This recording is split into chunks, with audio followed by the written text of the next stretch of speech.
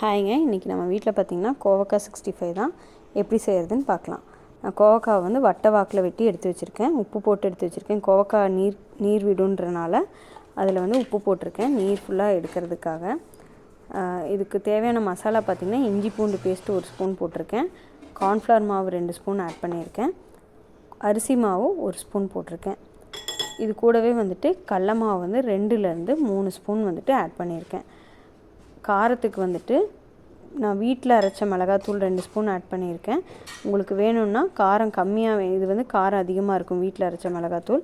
உங்களுக்கு காரம் கம்மியாக போதும், கலர் கொஞ்சம் வேணும் அப்படின்னு நினச்சிங்கன்னா காஷ்மீரி சில்லி பவுடர் ஆட் பண்ணிக்கோங்க.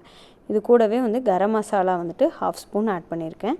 உப்பு வந்து நம்ம காயிலே போட்டிருக்கிறனால உப்பு அளவாக போட்டுக்கோங்க. இப்போ காயை வந்து நல்லா பிழிஞ்சு, உப்பு போட்டிருக்கனால தண்ணி நல்லா விட்டுருக்கும், அது நல்லா புழிஞ்சு இந்த மசாலா கூட ஆட் பண்ணிக்கோங்க. மிக்ஸ் பண்ணி மசாலா ஃபுல்லாக காயில் பிடிக்கிற மாதிரி பண்ணிக்கோங்க. தேவைப்பட்டால் மட்டும் தண்ணி ஆட் பண்ணிக்கோங்க, ஏன்னா இதுலேயே வந்து தண்ணி விடும், அதனால தான் சொல்கிறேன். இது கூட மஞ்சத்தூள் வந்துட்டு ஆட் பண்ணிக்கோங்க. இப்போ நல்லா மிக்ஸ் பண்ணி ஒரு 1/2 hour மேரினேட் பண்ணி வச்சுக்கோங்க. அதுக்கப்புறம் கடாயை வச்சு நம்ம பொரிச்சு எடுத்துக்கலாம். இப்போ இந்த காயில் பார்த்திங்கன்னா நிறைய சத்து இருக்கிறனால இந்த காயை வந்து ஃப்ரை பண்ணி பொரியல் இல்லைன்னா வந்துட்டு ஜூஸாகவும் குடிக்கிறாங்க. இது வந்து ப்ளட் ப்ரெஷர் வந்து கம்மி பண்ணுது, ப்ளட் சுகர் கம்மி பண்ணுது. அதனால் வந்துட்டு இந்த காயை வந்து மேக்ஸிமம் வந்துட்டு எடுத்துக்கிறாங்க. இப்போ விலையும் பார்த்திங்கன்னா கம்மியான விலை தான், அதனால் வந்துட்டு ஜூஸாகவும் இதை குடிச்சிக்கிறாங்க. ஜூஸாக குடிக்கும்போது தேமல் பிரச்சனையெல்லாம் வந்து சரியாகுதுங்க. இப்போ எண்ணெய் காஞ்சிருச்சு, நம்ம வந்துட்டு கொஞ்சம் கொஞ்சமாக போட்டு ஃப்ரை பண்ணி எடுத்துக்கலாம். எப்போயுமே ஃப்ரை பண்ணும்போது போட்ட உடனே திருப்பி விடக்கூடாது. அது 1 நிமிஷமாவது அதில் வெந்ததுக்கப்புறம் திருப்பி விட்டுக்கலாம், ஏன்னா இல்லைன்னா அந்த மசாலா வந்துட்டு காயில் பிடிக்காமல் பிரிஞ்சு வந்துடும்.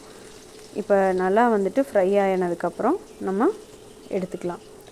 குழந்தைங்களுக்கு டிஃபன் பாக்ஸுக்கோ இல்லை ஈவினிங் டைம் ஸ்நாக்ஸுக்கோ இதை வந்துட்டு கொடுத்து பாருங்கள், கண்டிப்பாக விரும்பி சாப்பிடுவாங்க.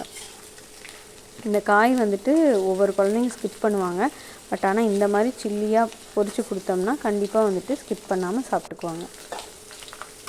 இப்போ நல்லா ஃப்ரை ஆயிடுச்சு.